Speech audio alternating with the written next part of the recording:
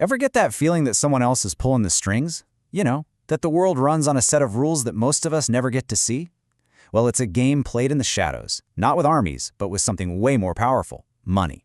Today, we're going to open up the playbook, one written by two dynasties that figured out how to control the world by controlling its cash. It's a brutal truth, isn't it? War has always been the ultimate disruptor. It tears nations apart. It costs countless lives. But behind the smoke and the chaos, it has always been a business. A very, very expensive one. And for two families in particular, the Rothschilds and the Rockefellers, war and industry weren't tragedies to be avoided. They were opportunities. They didn't just play the game. They rewrote the rules to make sure they always came out on top, no matter who else lost. Okay, so let's get into playbook number 1. The story kicks off in a pretty unlikely place, a German ghetto, with a man named Meyer Rothschild. Now, he wasn't a king, he wasn't a general, he ran a small counting house, but he understood a simple fundamental equation that would literally change the world. This was his big idea. See, kings needed cash to fight their wars, and they didn't get it from other kings, no. They went to bankers. So Rothschild realized, hey, if I'm the one funding the king, I'm funding the war. And guess what? The banker always gets paid back, plus interest. The real power wasn't on the throne, it was in the bank's ledger. But here's where the real genius kicks in. It wasn't just about lending money. It was about creating a network. He sent his 5 sons to the financial hearts of Europe, and in doing so, he built the world's first private, borderless financial system. Think of it like an electrical grid for money, and the power always flowed through a Rothschild. And just look at the sheer scale of this operation. Amschel in Frankfurt, Salomon in Vienna, Nathan in London, Kalman in Naples, and Jacob in Paris. This wasn't just a family business expanding. No, this was strategic. This was like placing chess pieces on the board of an entire continent. A single family was now at the center of Europe's money. So, you build this incredible, revolutionary network. Now what? Well, it's about to face the biggest test imaginable. The year is 1815, and the fate of all of Europe is about to be decided in one single battle: Waterloo. Now, Nathan Rothschild, the son stationed in London, was more than a banker. He was an information broker. He'd built his own private intelligence network. We're talking faster ships, carrier pigeons, dedicated messengers. So while the entire British government was biting their nails, waiting for news, Nathan got the word on June 20th. Napoleon had lost. The official government messenger? He didn't show up for another 24 hours. And what Nathan Rothschild had in that 24-hour window, well, there's a name for it: information asymmetry. It's when you know something vital that the other guy doesn't. Knowing Britain had won before anyone else, Nathan went on a shopping spree, quietly buying up government bonds for next to nothing. The next day, when the official news broke, the market exploded and, well, he made an absolute fortune overnight. Okay, so let's hop across the pond to America. And fast forward a bit.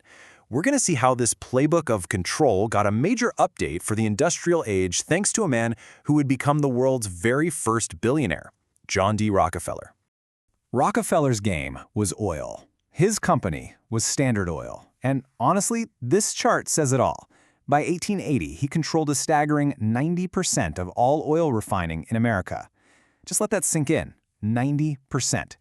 That means the fuel that powered a modernizing nation, it all flowed through a tap that one man controlled. So how on earth do you get to 90%? Well, it wasn't by playing nice. It was a brutal 3-step strategy. First, he'd sell his oil at a loss, just to bankrupt his competition. Then, he cut secret deals with the railroads to get dirt-cheap shipping, which strangled anyone else trying to move their product. And finally, he just bought up the entire supply chain. You couldn't compete with him because he owned the whole stadium. But this kind of absolute power, it almost always has a dark side, a really dark side. And for Rockefeller, that price was eventually paid in blood. The event that changed everything was the Ludlow Massacre in 1914. Miners at one of his coal mines went on strike. They were protesting horrible working conditions. His company's response? They called in armed guards, who attacked the makeshift tent camp where the miners and their families were living. They set it on fire. More than 25 people died. 11 of them were children, burned alive in a pit they were hiding in. Just like that, America's richest man became its most hated man. So what do? I mean, really, your public image is now murderer. You're the most despised person in the whole country. How do you possibly come back from that? Well, Rockefeller did what powerful people do. He hired a guy to rewrite the story. His name was Ivy Lee, America's very first PR expert. And Ivy Lee's strategy was, frankly, genius. Instead of hiding the money, he told Rockefeller to start giving it away, and to do it very, very publicly. They created the Rockefeller Foundation. This was basically the birth of large-scale strategic philanthropy, all designed to completely reshape the public narrative. And let's be fair, the foundation did incredible things.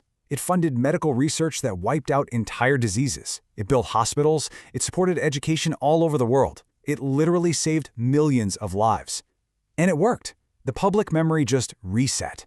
The monopolist who burned children to death was gone, and in his place stood this beloved, kindly, grandfatherly philanthropist. History was successfully rewritten. And that brings us right up to today. Because these playbooks, the one from the Rothschilds and the one from the Rockefellers, they didn't just disappear. They evolved. They became the system that we're all living in right now. So we have to ask the big question here.